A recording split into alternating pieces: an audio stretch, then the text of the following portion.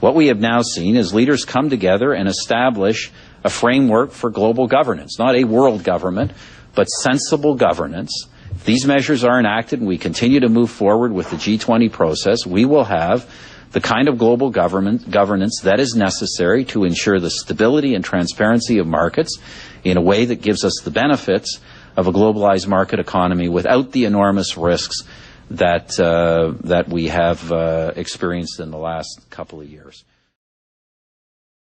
If I can just say this, at these summits I've seen it progressively at each summit, and certainly a big change from what I saw at summits in the past. You are seeing more and more countries around the table think globally, not just think narrowly about how everything affects their national interest, but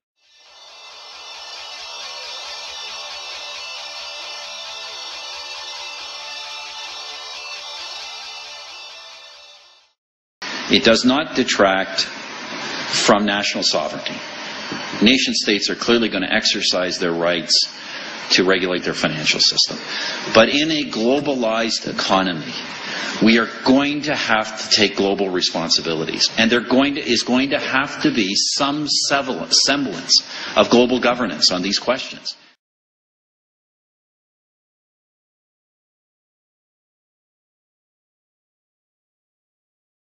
I think the action plan the leaders put together here has been very effective, notwithstanding its faults. We haven't lived up to every commitment.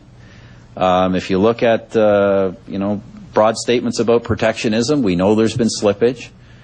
But if you compare the kind of trade wars that we were facing a year ago and would have faced if we had not been able for the first time in history to get all the leaders of the major economies in one room together and get them to put their minds towards the collective interest of the world economy, towards the collective interest of humanity.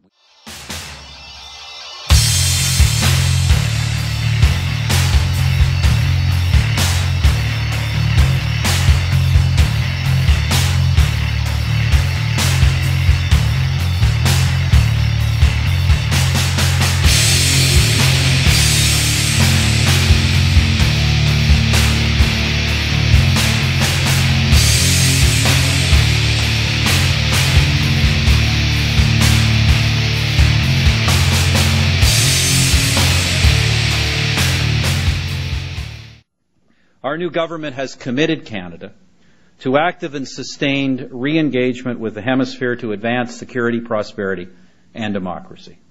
I visited the region this summer. The contrasts were stark and they are worrisome. While many nations are pursuing market reform and democratic development, others are falling back to economic nationalism and protectionism, to political populism and authoritarianism. There is a lot of worry in this country about the ideology of populism, nationalism, and protectionism in the Americas and the governments that promote it. But frankly, my friends, there is nowhere in the hemisphere that those forces can do more real damage than those forces in the United States itself.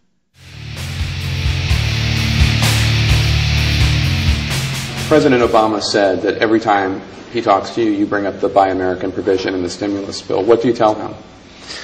Well, I think obviously we have a general concern, as you know. One of the things that we absolutely must do in this recession is make sure that we don't start cutting trade and we don't start to see a rise in protectionism across the world. So if we were to find some way of dealing with this particular problem, I think that would send a very good signal and, quite frankly, build our own reputations as fighters of protectionism. Obviously, one of the big concerns we have in Canada is not to see the U.S. slide towards protectionism. You know, we need the global economy to recover. It is a global economy. If we try and make this economy recover by having a series of stimulus packages that are oriented towards stimulating only a national economy or a national economy at the expense of a global economy, we're actually going to drive this thing deeper into recession. And President Obama certainly gave me the assurances I needed to hear. Now, obviously, we'll watch as we move forward and establish a framework for global governance. It is a global economy.